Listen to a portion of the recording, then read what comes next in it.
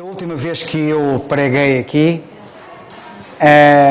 a mensagem que eu dei foi uma mensagem a pedido e foi sobre a cremação. Um assunto que, infelizmente, as pessoas estão desinformadas ou estão mal informadas e que é importante estarem esclarecidas à luz das Escrituras para saberem o que devem fazer se quiserem agradar a Deus e glorificar o nome do Senhor. Houve alguém, depois disso, que me pediu também, uma outra pessoa, para falar sobre um outro assunto. E é sobre esse assunto que eu vou falar esta manhã. Se eu vos disser o nome do assunto à partida, vocês vão achar um bocado estranho, mas depois vocês vão ver como de facto é importante nós também estarmos esclarecidos sobre ele. E o assunto é a maldição hereditária. Aquilo a que eu poderia chamar o Evangelho da maldição. O Evangelho, note-se, entre aspas. E este assunto, ainda que aparentemente à partida vos possa não dizer muito, vocês vão ver como é importante estarmos esclarecidos acerca dele. Uma das distorções doutrinárias mais difundidas hoje em dia no meio das igrejas é exatamente este assunto, e se calhar muitos não estão alertados para ele. É uma das distorções doutrinárias mais difundidas nas igrejas, ultimamente, é aquilo a que muitos chamam o ensino das maldições hereditárias, conhecido também como a maldição da família, os pecados geracionais, os pecados de gerações, pecados de pais para filhos e de filhos para netos e por aí fora. E como normalmente acontece nestas heresias, porque de heresias se tratam, como vocês vão ver, ainda que aparentemente pareçam ter alguma base bíblica, que não tem, há personagens que dão corpo a estas doutrinas erradas. E normalmente também acontece muitas vezes em relação a estas doutrinas erradas que os proponentes das mesmas andam sempre lá mulheres metidas. E a Bíblia diz que Deus não quer nem permite que as mulheres ensinem. E houve um grande homem de Deus do passado que um dia disse: Deus não quer que as mulheres ensinem porque as mulheres, tendo sido facilmente enganadas no Jardim do Éden, mais facilmente enganam. E porque as mulheres mais facilmente enganam, Deus, porque tendo sido enganadas, Deus diz: não permito que as mulheres ensinem. Não é por acaso. E se vocês repararem, as grandes seitas que existem por aí foram originadas por mulheres. O espiritismo foi originado por uma mulher. Ou por mulheres, eram duas irmãs. Ok? Se não estou em erro. O adventismo do sétimo dia, ciência cristã e por aí fora. Eu podia continuar uma lista interminável de seitas originadas por mulheres. Uma tal Marilyn Hickey é uma das autoras que escreve livros sobre esta matéria e que promove estas doutrinas erradas. Faz-me lembrar uma outra que é uma chamada Rebecca Brown, que também ensina heresias terríveis e que são muito populares, são best-sellers. Parece que os crentes gostam muito de comprar aquilo, de ler aquilo e depois bebem veneno sem se aperceberem. Também há um outro indivíduo, particularmente penso que no Brasil, chamado Jorge Linhares, e nós temos que saber quem eles são, que é para eles claramente serem identificados e não embarcarmos em erros. Sabem de uma coisa? Eu ainda há dias ofereci um livro a uma jovenzinha aqui na igreja e disse assim a ela: olha, eu não li este livro, eu não conheço este livro, mas conheço o autor do livro. Muitas pessoas vão pelos títulos, eu vou pelos autores. Se eu conheço o autor, eu estou à vontade para te recomendar o livro. Agora, o livro pode ser muito sonante e ser uma grande ratoeira. E, portanto, eu estou à vontade para te recomendar este livro porque eu conheço o autor. E nós precisamos saber quem são os autores, pelo mal e pelo bem. Precisamos saber, este autor pode ter um livro muito sonante, muita coisa, mas é esse autor, ele ensina heresias, ele ensina erro? Não.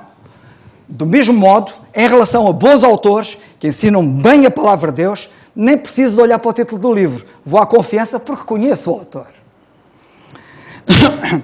da mesma, eu não sei se falei no nome dele, mas é um tal Jorge Linhares. Entretanto, existe também um outro indivíduo, à semelhança de Rebecca Brown, também pelas mesmas heresias, chamado Daniel Mastral, que é um outro indivíduo que também só ensina erros. E é preciso muito cuidado e é preciso tomar muita atenção. Os pregadores deste ensino errado da maldição afirmam que se alguém tem um problema relacionado com alcoolismo, um problema relacionado com pornografia, um problema relacionado com depressão, um problema relacionado com adultério, um problema relacionado com sistema nervoso e a pessoa é muito nervosa, um problema relacionado com divórcio, com diabetes, com cancro e muitos outros, uma infinidade de problemas, é porque algum antepassado, lá bem no passado, viveu essa situação, praticou esse pecado e transmitiu esse pecado, transmitiu essa maldição às gerações posteriores e a pessoa está a ser vítima dos pecados dos seus antepassados. É este, no fundo, o ensino deste evangelho falso, do evangelho da maldição. Este ensino vai tão longe, este ensino errado vai tão longe, que chegam ao ponto de dizer que até temos que ter cuidado com os nossos nomes, com os nomes que nos deram à nascença. Porque dizem que os nomes que nós trazemos no nosso nome, no bilhete de identidade, são nomes carregados de maldição. Por exemplo, eles dizem que esses nomes já trazem uma carga negativa em si, e por isso é preciso ter cuidado com os nomes que se dão aos filhos, etc., por causa da carga negativa. Por exemplo, Maria das Dores, dizem eles. Não se pode chamar Maria das Dores a uma mulher, porque está a trazer carga de maldição, estão a ver? Maria das Dores. Por exemplo, Mara, que quer dizer amargura. Por exemplo, Dolores, que quer dizer dor, pesar.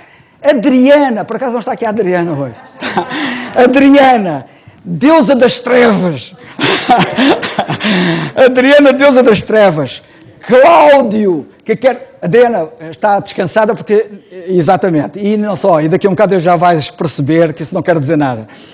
Cláudio, que quer dizer coxo, aleijado, e por aí fora. Bem, a Bíblia está cheia de exemplos de pessoas ímpias.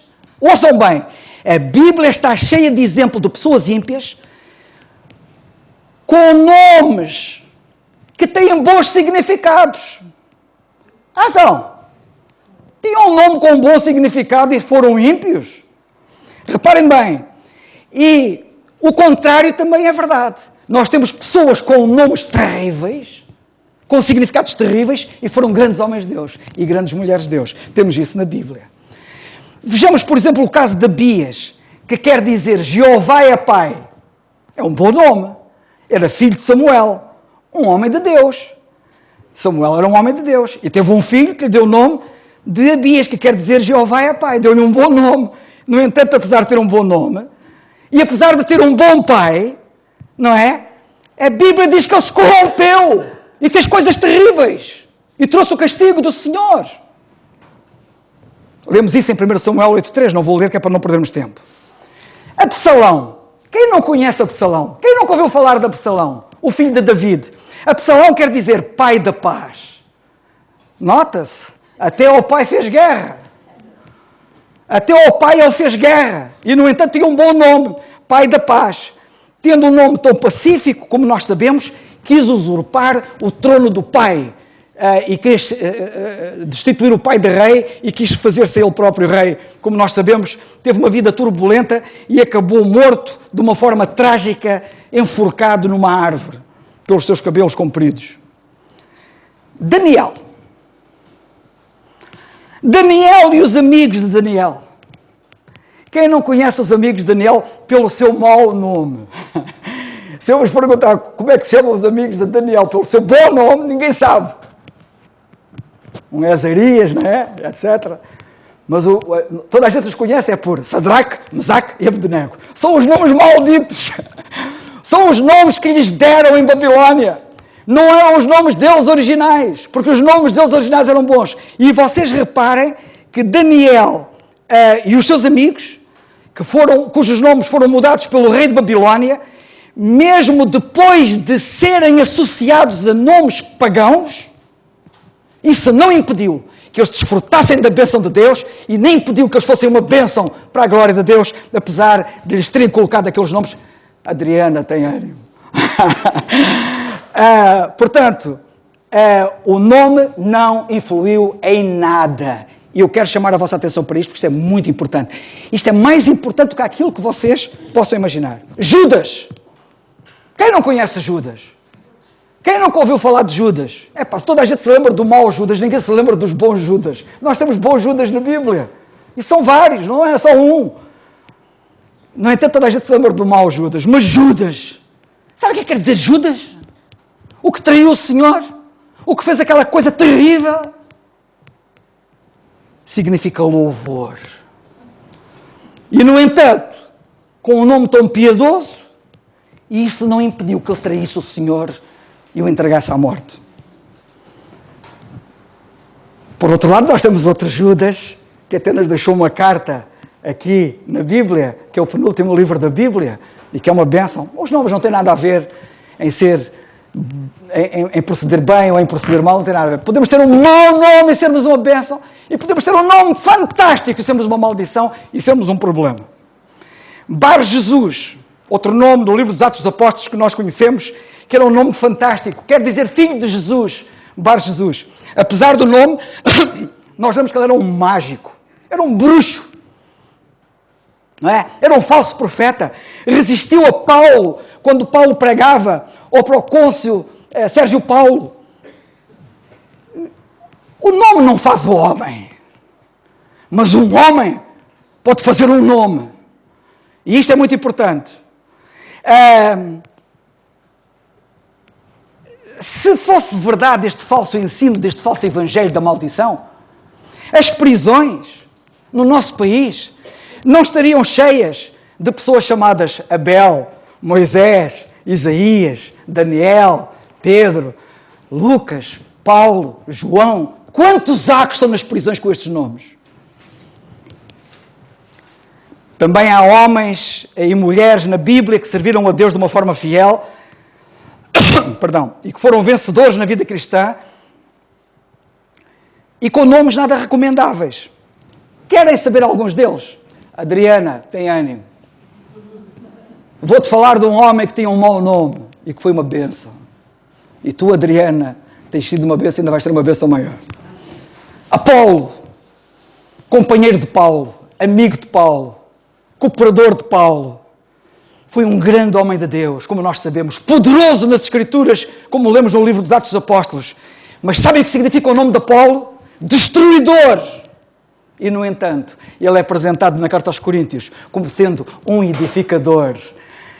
Apolo, quem é que um plantou e o outro semeou e o outro regou? Diz Paulo em relação ao trabalho que estavam a fazer de edificação, ele e Apolo, ambos a cooperar na edificação da igreja. Ele era um edificador, não ainda tinha um nome que quer dizer destruidor.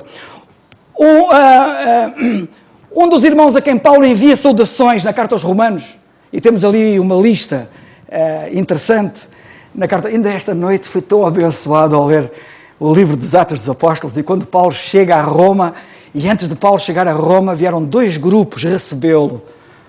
E nesses 2 grupos que vieram recebê-lo a meio de caminho, a cerca de 70 quilómetros, hoje em dia está ali uma cidade, foi construída depois da Segunda Guerra Mundial, chamada Latina, na Via Ápia. Eles vieram pela Via Ápia. A Via Ápia, que é a estrada mais famosa da Antiguidade e que ainda hoje existe, essa chamada Via Ápia, porque eles foram até Nápoles de barco. A viagem marítima de Jerusalém terminou em Nápoles, e depois de Nápoles é que eles seguiram via terrestre até cerca de 300 quilómetros até Roma, e vieram irmãos que, quando souberam que ele vinha, vieram de Roma recebê-los a 70 quilómetros de Roma. E 2 grupos, e talvez este irmão lá estivesse no meio deles, porque estes a quem ele fala com tanto carinho eram capazes de ser alguns daqueles que o foram receber. E isto porque ele, nesse trajeto a pé, parou numa cidade onde aqueles crentes que ele encontrou nessa cidade lhe pediram: fica aqui connosco 7 dias. E ele ficou com eles 7 dias. E já agora só um pequeno pormenor: ele estava preso. Ele tinha um centurião que o estava a acompanhar para levá-lo preso para Roma, para César. Como é que o centurião permitiu que ele ficasse ali 7 dias a ministrar a palavra de Deus àqueles indivíduos naquela igreja? Porque aquele centurião estava impressionado com aquele homem. Ele deixava-lhe fazer tudo. Era uma coisa impressionante. O nosso testemunho, mesmo dentro dos nossos algozes, se nós dermos um bom testemunho, tiramos as palavras àqueles que até são inimigos do Evangelho à partida. É impressionante. Mas quem era este homem? Hermes, que é um desses nomes. No entanto, Hermes é o nome de um deus mitológico. E, no entanto, este indivíduo foi uma bênção. E podíamos prosseguir por aí fora, falando de casos e mais casos. E depois há uma coisa muito importante. Sabem o que é que este falso ensino ensina?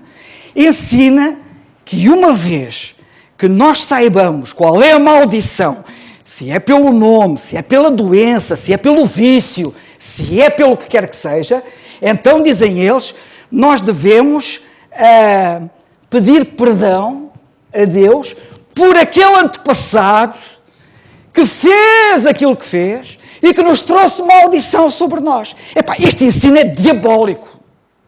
Sabem porquê? Porque este é um ensino que é antibíblico. A Bíblia não ensina isso. A Bíblia nem ensina para nós orarmos pelo que quer que seja por aqueles que já partiram. Mas sabem quem é que ensina isto? Os mórmonos, por exemplo. E os mórmonos, por exemplo, gastam fortunas a procurar descobrir a genealogia de todas as pessoas.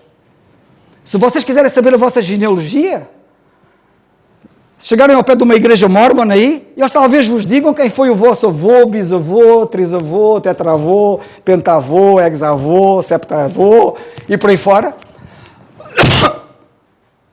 Porque eles têm gastos rios de dinheiro para tentar saber a genealogia de todas as famílias, mesmo aqui em Portugal, que eu sei que eles fizeram isso, por causa desta falsa doutrina, para que, inclusivamente, as pessoas se batizem pelos mortos, que é uma outra forma de dizer, coitados, eles estão amaldiçoados, e se tu te batizares por eles, vais tirar a maldição de cima deles. Como se alguém, depois de partir perdido, pudesse ser salvo. Isto é um assunto que é mais grave do que aquilo que imaginam. Isto toca em espiritismo. O espiritismo, o mormonismo, etc., está tudo ligado. Vamos falar um pouco da tal árvore genealógica. Eles constroem as árvores genealógicas, não é? Saberem quem foi o pai, o avô, o bisavô de cada família, de cada pessoa, e querem com isso quebrar as maldições. Está errado, vocês já vão ver. Isso não tem qualquer apoio na Bíblia. E eu queria chamar a vossa atenção, como é que é possível? Por exemplo, nós temos 2 genealogias na Bíblia, que é a genealogia do Senhor Jesus Cristo, quer pela parte da mãe, Maria, em Lucas, quer pela parte do pai adotivo, José, em Mateus. Mas essas genealogias do Senhor Jesus Cristo são fundamentais, são únicas. Aliás, só para vocês terem uma ideia, os judeus que eram tão dados a genealogias, são as únicas genealogias que hoje existem perfeitas. Não há mais nenhuma. Aliás, quero-vos dizer que não há nenhum judeu que se possa candidatar ou apresentar como potencial Messias ao povo judeu, porque não tem genealogia para provar a sua genealogia. E o Messias tem que descender da tribo de Judá. E não há nenhum judeu neste momento que possa provar que é descendente de Judá. Só o Senhor Jesus Cristo, cuja genealogia foi preservada, e por isso nós sabemos que ele é um legítimo herdeiro ao trono de Israel. Isto é um assunto vasto, é um assunto muito importante e convém nós termos ideia. Quanto às outras genealogias, é impressionante, porque esquecem-se estes falsos mestres, estes falsos ensinadores, esquecem-se dos ensinos do apóstolo Paulo nas suas epístolas. E o apóstolo Paulo, nas suas epístolas, até recomendou a 2 grandes cooperadores dele, que eram 2 jovens, 2 homens novos, Eu, quando digo jovens, alguém pode pensar que eles tinham 17 anos. Eles seriam indivíduos com 30 anos, sensivelmente. Que foi Timóteo e que foi Tito, e na recomendação que ele deu a Timóteo e a Tito, ele disse para eles não se envolverem em genealogias. 1 Timóteo 4,3, por exemplo, já agora, eu não tenho muito tempo para ir consultar muita coisa, por causa do nosso tempo, naturalmente. Eu meto-me em cada uma, ou metem-me em cada uma, que só a vista. Mas isto precisa-se de tempo para se explicar estas coisas, como vocês podem imaginar, não é? Chegar aqui e dizer assim, tal, isto está explicado. Não é assim. Ou a gente estuda o caso em condições, ou então não vale a pena. Há indivíduos, falsos mestres, doutrinas de demónios, proibindo o casamento e ordenando a abstinência de manjares, que Deus criou para os fiéis, para os que conhecem a verdade. Não era aqui, esperem aí, desculpem lá. Eu enganei-me. 1,4, perdão. Estava a ler. Eu disse 1,4. Então não sei como é que eu disse. Nem se dê, o versículo 3, como te roguei quando parti para a Macedónia, que ficasses em Éfeso para advertir já alguns que não ensinem outra doutrina, nem se deem às fábulas ou às genealogias intermináveis.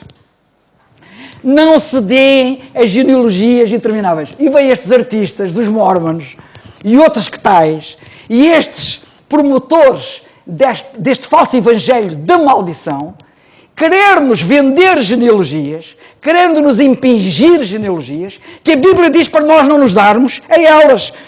Genealogias intermináveis que mais produzem questões do que edificação de Deus, que consiste na fé. Assim o faço agora, que consiste na fé. E a fé é o corpo de doutrina. A fé está aqui. A fé que nós pregamos está aqui. E eu queria chamar a vossa atenção, neste momento queria fazer aqui um parênteses, para dizer o seguinte: ainda ontem, quando estava no conforto dos avós, naquele lar, e estávamos ali com a escola dominical a dar testemunho da graça de Deus àquela gente que ali estava, não somente os utentes do lar, mas os empregados que lá estavam, etc. Uma das coisas que nós dissemos é que as pessoas, infelizmente, desde Adão e Eva no Jardim do Éden, acreditam mais facilmente nas mentiras do que na verdade. Deus falou a Adão e Eva, e veio a serpente, como nós sabemos, Satanás, falou-lhe uma mentira, e eles acreditaram na mentira e abandonaram a verdade. E eu quero chamar a vossa atenção que vocês têm que ter, vocês mesmos que estão aí sentados, têm que ter muito cuidado, porque a vossa tendência também é aceitar mais facilmente a mentira do que aceitarem a verdade. E o apóstolo está aqui a falar nisto. E ao longo das suas epístolas ele fala acerca disto. E deixai-me dizer que eu fico assustado, entre aspas, não fico assustado porque não estou admirado, porque eu conheço a Bíblia e sei que é assim, mas dói-me a alma quando vejo alguns que andaram no nosso meio e que se deixaram minar por falsos ensinos, por falsas doutrinas, que os minaram e os descaracterizaram porque misturaram erro com verdade. Trazem verdade. E o erro que veio acoplado à verdade. E é preciso muito cuidado. E eu então não disse lá, mas eu estava com consciência daquilo que estava a dizer, mas lá não disse. Mas aqui vou dizer, porque eu lá já tinha isso em meu pensamento. Em vez de darmos ouvidos à verdade de Deus, acreditamos mais facilmente em qualquer animal que nos diga uma mentira. Epá, isto é humilhante para o ser humano. O ser humano acredita mais facilmente na mentira dita por qualquer animal, nem que seja uma serpente, do que acreditar no que Deus diz na sua palavra. Isto é grave, é muito grave. Bem, continuando. E assim encontrariam as Escrituras com as genealogias. A Bíblia em nenhum lugar nos ensina a interceder por quem já morreu. Uma vez que uma pessoa parte, como eu já disse, depois da morte vem o juízo. Depois da morte não vem intercessão, não vem batismo pelos mortos, como eles o pregam, porque a Bíblia tem a expressão batismo pelos mortos. Mas a expressão bíblica batismo pelos mortos não é o que eles dizem. Quem praticava o batismo pelos mortos, se vocês lerem com atenção o que Paulo diz na carta aos Coríntios, no capítulo 15, eram os perdidos, os pagãos. E o apóstolo está a falar no capítulo 15 da ressurreição, está a dizer assim, ouçam lá, vocês não acreditam na ressurreição? Tenham vergonha. Até os pagãos acreditam quando eles se batizam pelos mortos. Os pagãos batizam-se pelos mortos. Estes indivíduos do evangelho da maldição são pagãos. Têm o nome cristão como rótulo, mas eles são pagãos, porque eles acreditam em paganismo. Eles seguem doutrinas pagãs. E para eu quero dizer tanta coisa. Mas isto é importante. E vocês têm que ficar esclarecidos acerca disto. Também é importante perceber pelas Escrituras que ninguém se pode arrepender por outra pessoa. O arrependimento é pessoal. A fé é pessoal. Na Bíblia não há salvação por procuração. Salvação de pai não dá para filho, nem de filho para pai, e por aí fora não dá para familiares. Cada um terá que dar contas de si mesmo a Deus. Aliás, o apóstolo Paulo, escrevendo aos Romanos, no capítulo 14, diz no versículo 12: assim, pois, cada um de nós dará contas de si mesmo a Deus. Cada um de nós. Isto é individual. Ora bem,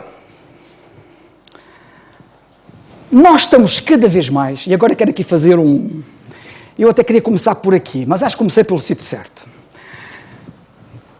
É importante que nós tenhamos a consciência do mundo em que nós estamos inseridos e da realidade do mundo presente. E nós estamos cada vez mais rodeados daquilo a que eu chamarei sincretismo religioso. Essa é uma palavra esquisita, não é? Sincretismo religioso. E vocês podem dizer, o que é que se quer dizer?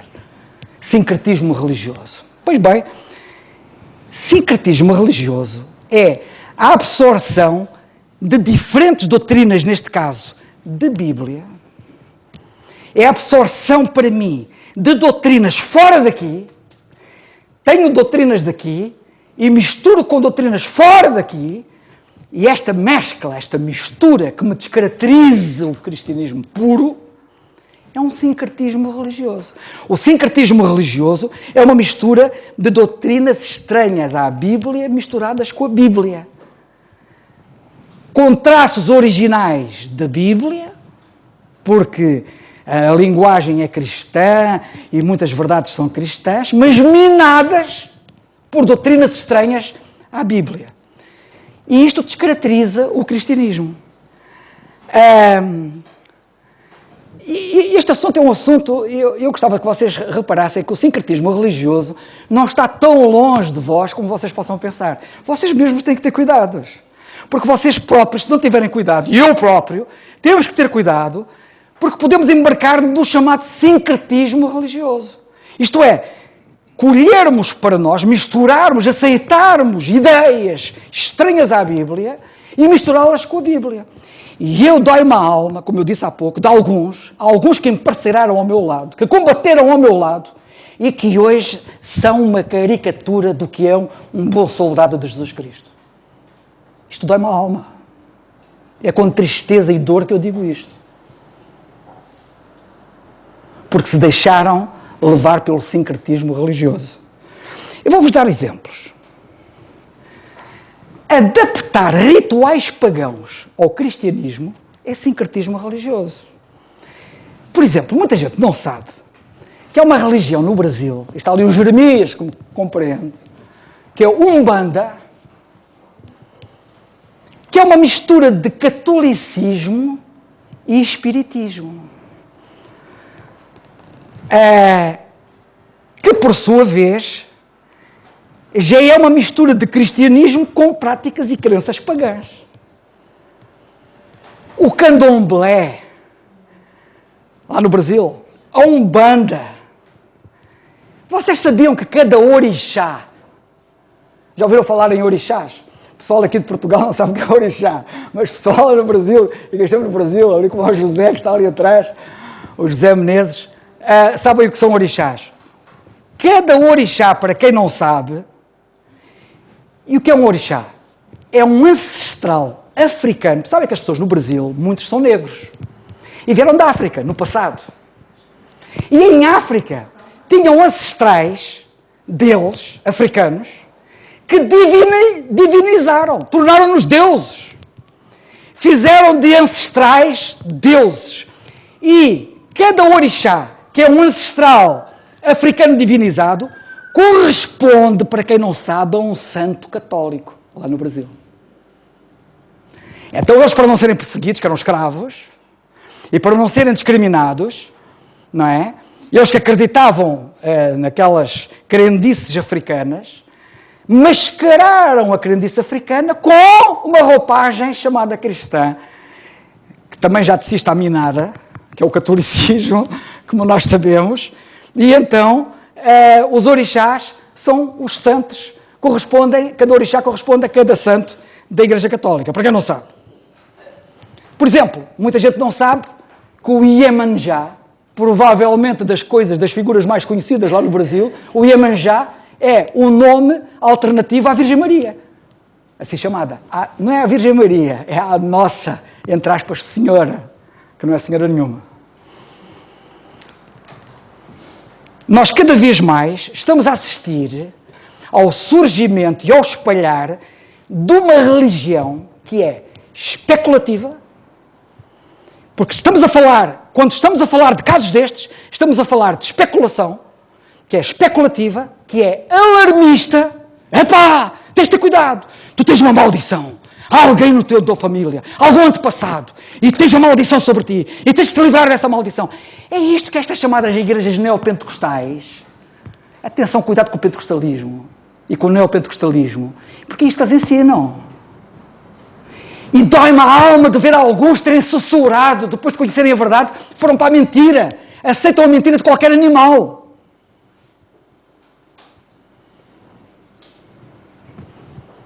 Alarmista, sensacionalista. Isto é só sensacionalismo. Epá, nós não somos salvos com sensacionalismo nem com alarmismo. Nós somos salvos com o realismo. O realismo que a Bíblia nos transmite. E a palavra não existe em português, mas eu crio-a.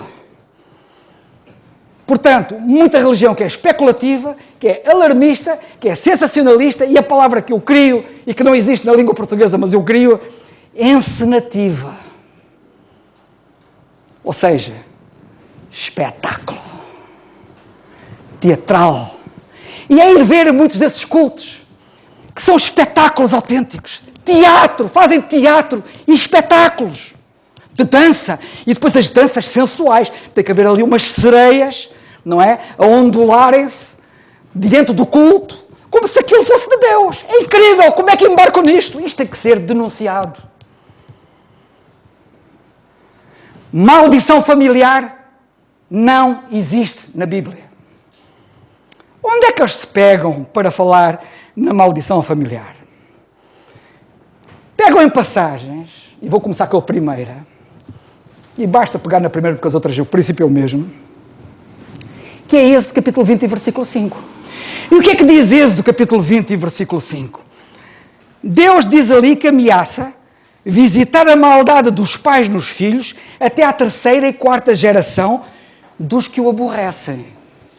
E como Deus diz que visita a maldade dos pais nos filhos até à 3ª e 4ª geração, pegam nisto, torcendo o significado disto, para dizer, cá está, cá temos a maldição genealógica. Maldição dos pais nos filhos até à 3ª e 4ª geração. É um indivíduo de facto, quem não sabe, não é? E quem não sabe é como quem não vê. Quem não sabe, ouve estes artistas dizerem uma coisa destas, pegando num versículo assim, não é? E as pessoas, olha, nunca tinha pensado, realmente. E até, aliás, já tinha olhado para aquela. Aliás, eu nem sabia qual era a explicação daquilo. Eu até ficava preocupado, porque ele dizia que. E até alguns até já me perguntaram: então Deus é um Deus vingativo, vai até a 3ª e 4ª geração? Como é que se explica isso? Bem, a Bíblia mostra, mesmo nesta passagem, que os filhos são punidos pelos seus próprios pecados e não pelos pecados dos seus antepassados, nem pelos pecados do pai, nem pelos pecados do avô, nem pelos pecados do trisavô, ou do bisavô e do tetravô. Não! Portanto, esse capítulo 20, versículo 5, diz assim, e tomem bem atenção. Eu não tenho tempo para isto, porque isto requer muita coisa. Mas, capítulo 20, versículo 5, diz assim: não te curvarás a elas. Está a falar de idolatria, atenção. Hein? Estamos aqui nos 10 mandamentos assim chamados. E temos aqui a lei de Moisés, assim chamada. Não te curvarás às imagens que fizeres e que não deves fazer, nem as servirás ou adorarás, porque eu, Senhor teu Deus, sou Deus zeloso. Temos aqui o pecado da idolatria, atenção, que visita a maldade dos pais nos filhos até à 3ª e 4ª geração daqueles que me aborrecem. Ele visita a maldade dos pais nos filhos até à 3ª e 4ª geração dos que o aborrecem. Se o filho fizer o mesmo que o pai, pode ter a certeza que vai ser castigado como o pai. Mas é se o filho o fizer. Porque em nenhum sítio na Bíblia, antes pelo contrário, como vocês já vão ver, é dito que Deus castiga um filho por causa do pecado do pai. Isso não existe na Bíblia. Até a Bíblia diz exatamente o contrário. Ipsis verbis, letra de forma, para que não restem dúvidas. E a passagem no próprio contexto dela é muito clara, que Deus visita a maldade dos pais nos filhos até à 3ª e 4ª geração, naqueles que o aborrecem. Porque se eles não o aborrecerem, ele não o faz. Isto é muito importante. Bem,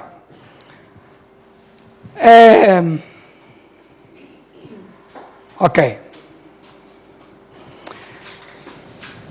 Sabem que o profeta Ezequiel, esta crendice da maldição hereditária, tornou-se uma crendice.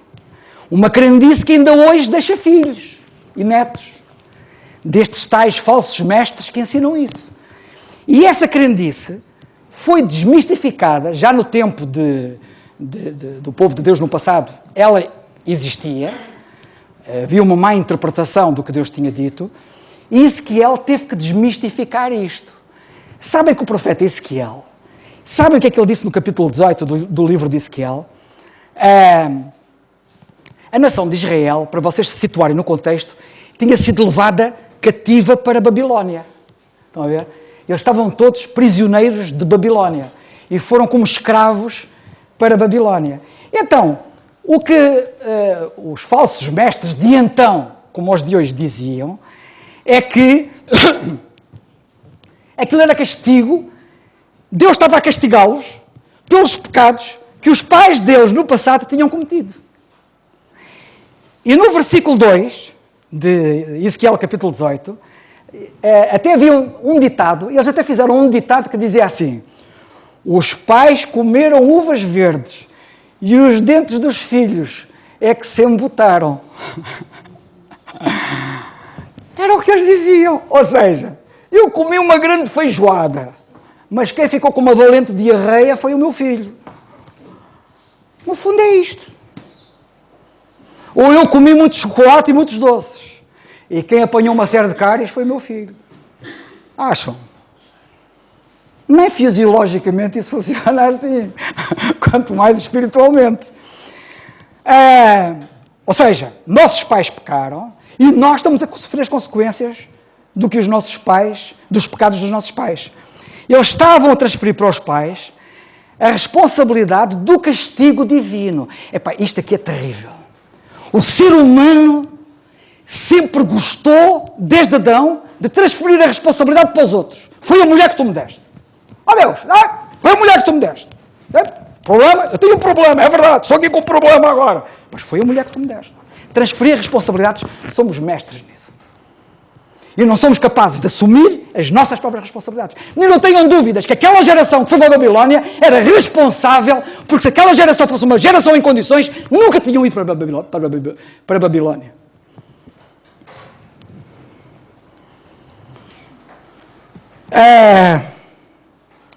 O profeta Ezequiel teve que desmistificar isto. E então, o que é que ele faz? Se vocês lerem no capítulo 4, no versículo 4, o que é que diz o versículo 4? José, podes ler, se faz favor. Eis que todas as almas são minhas, como a alma do pai também a alma do filho é minha.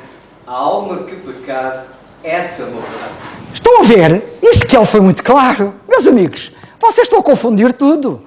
Deus é muito justo. A alma que pecar, essa é que morrerá. Não pensa que vai morrer a alma que não pecou por causa da alma que pecou. Não, não, não. A alma que pecar, essa morrerá. Mas não ficou por aí. O que é que ele diz no versículo 20, José, se faz favor? Não temos tempo para ler o capítulo todo, mas depois vocês, se quiserem, leiam isso com atenção, porque vão perceber o que eu estou a dizer. Versículo 20. A alma que pecar, essa morrerá. O filho não levará a maldade do pai, nem o pai levará a maldade do filho. A justiça do justo ficará sobre ele, e a impiedade do ímpio cairá sobre ele. Mais nada. Se alguém é justo, a justiça do justo ficará sobre ele. Se alguém é ímpio, a impiedade do ímpio vai recair sobre ele. O pai não vai pagar pelo filho, nem o filho vai pagar pelo pai. Este é o ensino claro das Escrituras. E é contra esses falsos ensinos que andam por aí.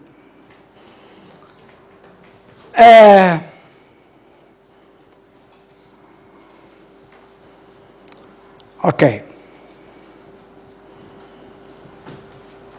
Eu já expliquei isto. Em Deuteronômio, no capítulo 24, versículo 16, também é bom lermos essa passagem. Em Deuteronômio 24, 16, um versículo também importante para nós retermos nesta relação, em que o Senhor diz que Deus não culpa os filhos pelos pecados dos pais. Notem bem como é que Deus diz claramente que não culpa os filhos pelos pecados dos pais. O que é que lemos ali, José, se faz favor? Os pais não morrerão pelos filhos, nem os filhos pelos pais. Cada qual morrerá pelo seu pecado. Cada qual morrerá pelo seu pecado. Portanto, a Bíblia é muito clarinha e não há nada como manejarmos bem a palavra da verdade, como somos exortados a fazê-lo, para não dizermos disparates, e pior que disparates, é dizermos erros graves. Sabem que até o uso dos óculos é dito ser uma maldição. Olha, eu estou amaldiçoado.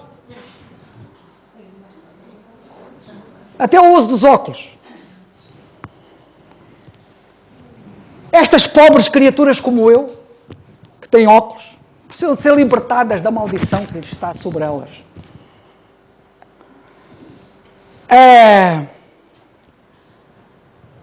Eles são tão ignorantes, que até se esquecem da minha família, que não tem óculos. E que tem os mesmos ancestrais. Mas são tão ignorantes.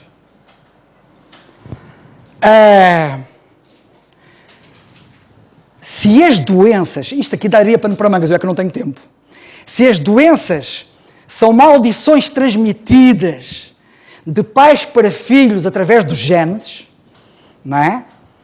Geneticamente, porquê é que esses pregadores falsos não são bem-sucedidos, são um fracasso na questão dos carecas? Na questão da calvície. Até hoje, que eu saiba, não há notícia de que alguém tenha quebrado a maldição dos carecas. Estão a perceber a ideia? Isto é só um pequeno exemplo. Isto tem um bocado de graça nesta parte, embora no contexto geral não tenha piada nenhuma, mas é para perceber o ridículo destes indivíduos e que muita gente distraída nem se apercebe. Sabem que este pensamento era muito ainda bem presente no tempo do Senhor Jesus Cristo. E no tempo dos apóstolos. Vocês lembram-se, quando o Senhor Jesus Cristo cá estava, o que é que aconteceu a um cego de nascença? Lembram-se? O Senhor curou o cego de nascença. Nós temos em João, no capítulo 9, a cura do cego de nascença. E os discípulos perguntaram ao Senhor Jesus Cristo, cá está, a crendice é terrível. As pessoas agarram-se mais à mentira do que à verdade. E sabem o que é que... Eles também já estavam minados, porque eles viraram-se para o Senhor e disseram assim, quem é que pecou? Foi ele ou foram os pais dele para ele ter nascido cego? Já repararam a pergunta? O cego de nascença só pode ter sido amaldiçoado, pensavam eles. E o que é que o Senhor disse? Desmontou claramente tal raciocínio, tal pensamento errado. Ele disse, nem ele pecou, nem os seus pais pecaram, mas foi assim para que a glória de Deus se manifeste. Arrebentou-o com eles. Conhecemos a passagem.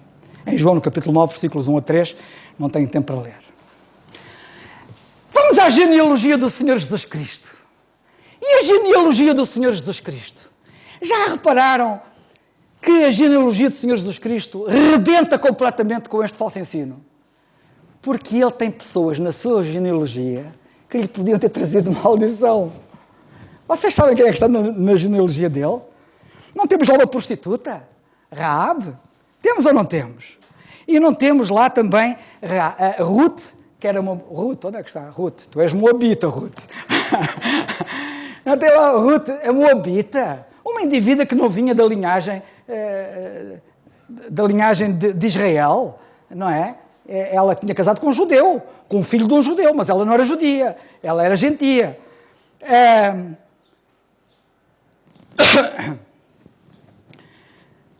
É impressionante.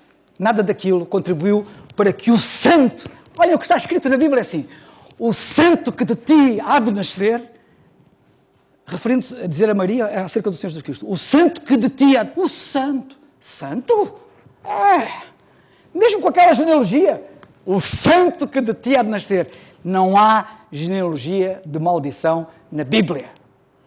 Os filhos não pagam pelos pecados dos pais. E o Senhor Jesus Cristo não pagou pelos pecados dos seus ancestrais. Isto para não falar de David, não é? Ele era filho de David. E sabem o que é que David fez, não sabem? Não preciso de lembrar.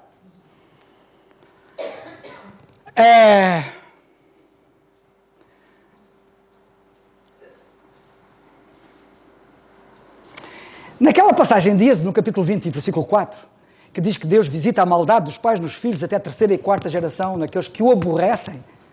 É curioso que estes indivíduos não leem o versículo todo, não leem a passagem toda, não leem o contexto. Sabe o que é que o contexto diz até o versículo 6? Diz assim: não farás para ti imagem de escultura, nem semelhança alguma do que há em cima nos céus, nem embaixo na terra, nem nas águas. Estou a começar desde bem atrás. Nem nas águas debaixo da terra, não as adorarás, nem lhes darás culto, porque eu sou o Senhor teu Deus, Deus zeloso, que visito a iniquidade ou maldade dos pais nos filhos até a terceira e quarta geração, daqueles que me aborrecem. Notem a seguir. Ele não parou ali. E faço misericórdia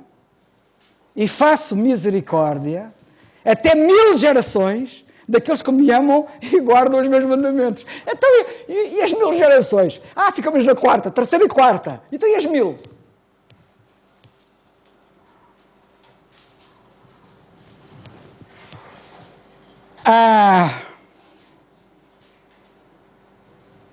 Bem, eu não posso... Quando nós cremos no Senhor Jesus Cristo, eu gostava de dizer aqui uma coisa. Se essa coisa, a teoria da maldição genealógica, então tínhamos que ir ao primeiro homem, Adão. E se fôssemos ao primeiro homem, Adão, o mundo estava todo salvo. Porque a maldição genealógica tinha sido removida logo em Adão. Estão a ver a ideia? Não faz sentido nenhum. Mas eu quero chamar a vossa atenção numa coisa. Há uma maldição que pode cair sobre nós, que é a maldição do pecado. É a maldição da lei. A Bíblia diz: a alma que pecar, essa morrerá. Nestas passagens que nós vamos há pouco falar acerca disso. A alma que pecar, essa morrerá. E essa maldição levou ao Senhor Jesus Cristo na cruz do Calvário. Ele foi feito maldito por nós. E se nós crermos nele como nosso Salvador, já não há maldição nenhuma que caia sobre nós. Portanto, o que eu quero vos dizer é que, não obstante a teoria da maldição genealógica ser uma teoria e não ser verdadeira e estar errada, eu quero vos dizer que há uma maldição que pode cair sobre ti. Se tu não estiveres ao abrigo da obra que Cristo realizou na cruz do Calvário, que ele foi maldito por minha causa. Para eu não ser amaldiçoado, ele recebeu a maldição em meu lugar. E se eu creio no Senhor Jesus Cristo, estou livre de qualquer maldição. Quem intentará, diz Paulo, acusação contra os escolhidos de Deus? É Deus quem o justifica.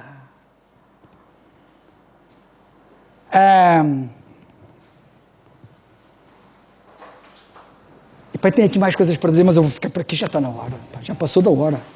Vou ficar por aqui, olha, já não digo mais nada. Eu tinha aqui uma lista, eu olhei para a lista e fiquei assustado. É uma longa lista de vários reis de Israel que revela que muitos deles viveram vidas ímpias e tiveram filhos piedosos. E outros tiveram vidas piedosas e os filhos foram uma desgraça. Tenho aqui uma série deles. Vou terminar, desculpem lá o avançado da hora, vou terminar dizendo que, sabem que o apóstolo Paulo diz várias coisas sobre isto. Aos Coríntios ele diz assim, olha, vocês sabem o que eram, não sabem? E ele então diz assim, não sabeis que os injustos não vão herdar o reino de Deus? Não vos enganeis, diz ele aos Coríntios. Nem impuros, nem idólatras, nem adúlteros, nem efeminados, nem sodomitas, nem ladrões, nem avarentos, nem bêbados, nem maldizentes, nem roubadores herdarão o reino de Deus. E foi o que alguns de vocês foram. Alguns de vocês foram isto, diz ele. Mas fostes lavados, fostes santificados, fostes justificados, em nome do Senhor Jesus Cristo e no Espírito de nosso Deus. Reparem que o apóstolo Paulo não diz assim, mas haveis quebrado as maldições hereditárias, mas haveis pedido perdão pelos pecados dos vossos antepassados, ou algo parecido. Nada disso. A obra de Cristo na cruz é que os lavou, que os purificou, que os santificou, quando creram nele.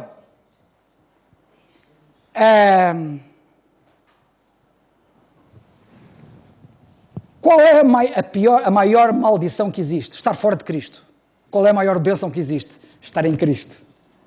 Fomos abençoados, benditos, com todas as bênçãos espirituais em Cristo, nos lugares celestiais, como nós sabemos. Para terminar mesmo, sabem que o apóstolo Paulo tinha um cooperador e amigo dele, que era o Timóteo, que vocês conhecem, não é? E o desgraçado de Timóteo, entre aspas, andava sempre doente. Algum de vocês anda sempre doente? Não desanime. Estais bem acompanhados. O Timóteo andava sempre doente. A Bíblia fala em constantes enfermidades. Timóteo, como é que... estou na mesma. Timóteo, olha, não me livro disto. E Paulo virou-se para ele e sabem o que é que Paulo lhe recomendou? Olha, bebe um pouco de vinho e de água por causa das tuas constantes enfermidades. Lemos isso em 1 Timóteo 5,23. Paulo nunca ensinou, sequer, que o problema que ele tinha, que era uma maldição. Nunca.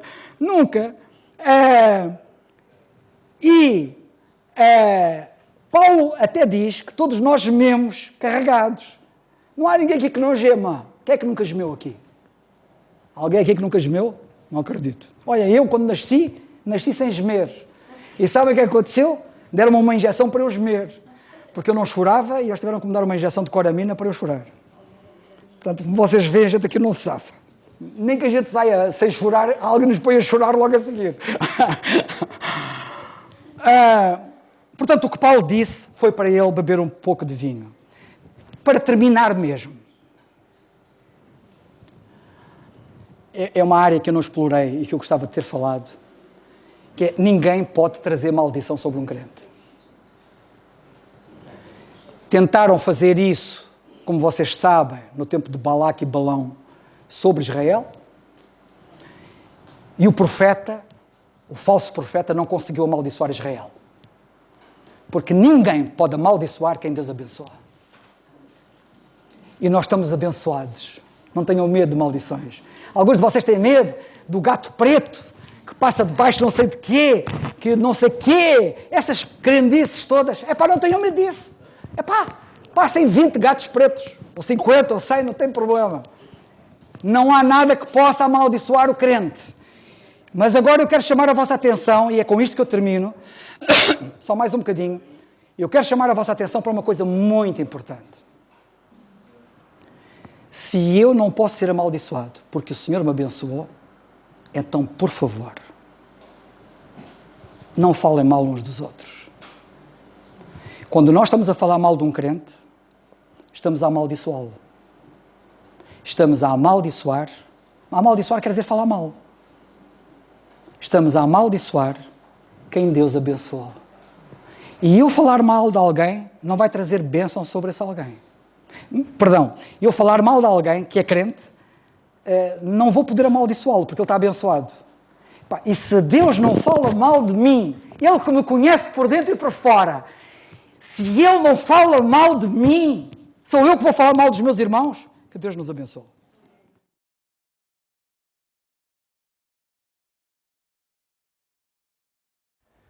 Graças a Deus, quem tem ouvidos para ouvir, que ouça a palavra de Deus. Vamos ficar de pé e vamos terminar com a oração. Senhor, nós te louvamos e te agradecemos pela tua palavra e, Senhor, ajuda-nos a firmar-nos na tua palavra, na tua verdade. E, Senhor, que de facto nós queiramos sempre andar contigo, andar segundo a tua vontade e que de facto cada um de nós ama a tua palavra e queira conhecer exatamente, Senhor, aquilo que tu tens para cada um de nós. Amém. A tua verdade. Ajuda-nos a firmar-nos na tua verdade, na tua palavra, para que andemos neste mundo de trevas, possamos brilhar para a tua glória. Firmados em ti, confiados em ti, que tu nos ajudes a caminhar até à glória. Senhor, continua conosco e fala profundamente aos nossos corações. Leva-nos agora em bem até aos nossos lares e cuida, Senhor, de nós no resto deste dia. O pedimos no nome e para a glória do Senhor Jesus. Amém.